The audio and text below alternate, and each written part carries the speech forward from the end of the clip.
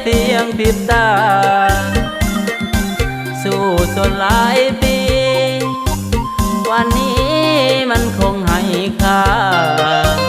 สิ่งของที่อายหามาอยากได้ยังเพิ่นก็บ่ให้กันผิดเทื่อหนึ่งเพิ่นบอกเพิ่นสอนผิดอีกเทื่อสอง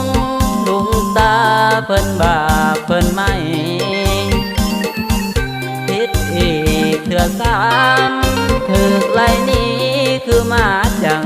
ไห้เว้ามาอยากหอ